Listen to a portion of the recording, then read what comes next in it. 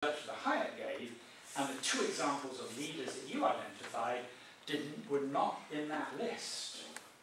Now, you might want to add them. You might want to add them to the etc. list. You know,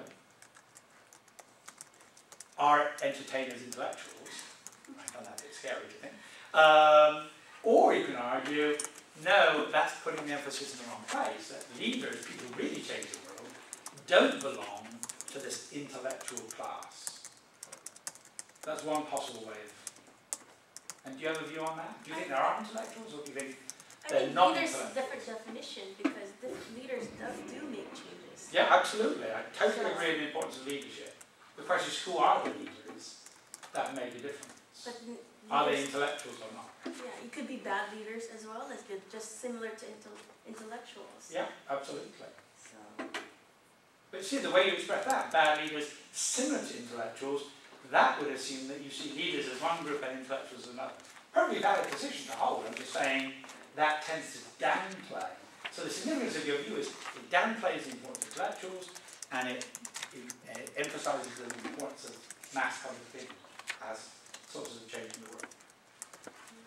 Is there some credence to Bill Gates and Oprah advocating different intellectuals, leaders using the power to push up the ideas of others?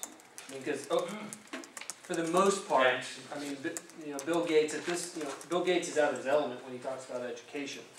He's a very smart man, but he goes to other intellectuals to champion the marketplace of ideas. Yeah, and that would be my view. Is I think they are. Bill Gates is important in changing the world, but I think he got these ideas from somewhere, and I've never actually read a good analysis of where did he get this idea about A, the importance of school reform, and B, what to do about it. Because he clearly is, I think he read some authors, he read some thinkers. So I would argue that intellectuals did have an impact on thinking, and intellectuals are important. Any other comments, questions?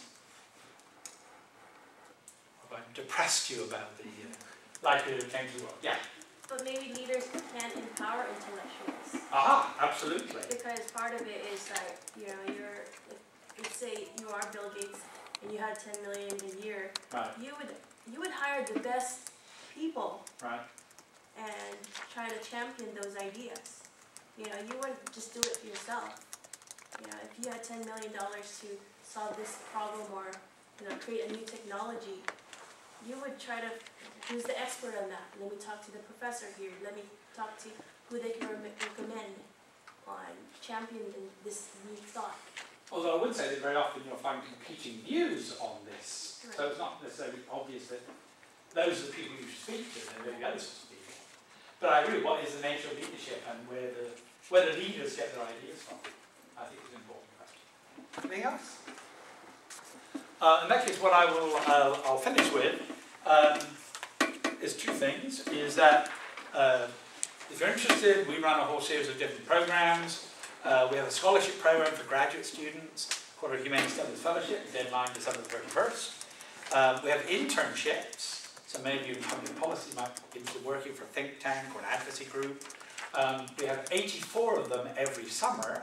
50 of them are based in Washington, D.C., and 34 of them are around the country. It's state-based think tanks and institutions, so that may be of interest to you. If anyone's interested in journalism, we have a journalism internship program. We have a lot of educational seminars. We have a lot of resources in one of our websites called libertyguide.com, which is a website specifically for people who are interested in public policy. And one thing that may interest you is that we have a jobs and opportunities board. So we list jobs in the free market limited government community. So if you're that inclined and you're looking for a job in public policy, you might want to go and visit the libertyguide.com. And as I said, I'd be happy to talk about what apparently is in their boxes now that you need to visit. So we have our summer internship program is called the Koch Summer Fellowship Program. It's only in the summer. We pay all the expenses, we provide for housing. We're one of the most generous internships in terms of payment during the summer. We also do things like public speaking workshops, improving writing skills, how to write op-eds in newspapers, for example. So if you're interested in that, I'd be happy to talk to anybody about that. And I'll leave my business card if anybody wants to take it, to be in touch. And then the program that's in your box, there are two programs. One is called a Koch Associate Program, which is a 1-year-long program where you're based either with the Koch Foundation or with a policy think tank or advocacy group. And that's really only for you when you're finishing your MPP, because it's a year-long full-time program.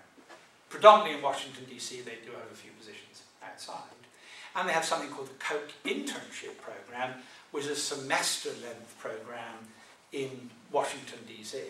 I'm not sure how much that would fit in with your program doing MPP, I suspect not. So that probably isn't of interest to you. So have a look at the Koch Summer Fellowship Program, summer only. Have a look at the Koch Associate Program, year-long, after you finish. Thank you very much for spending your lunch.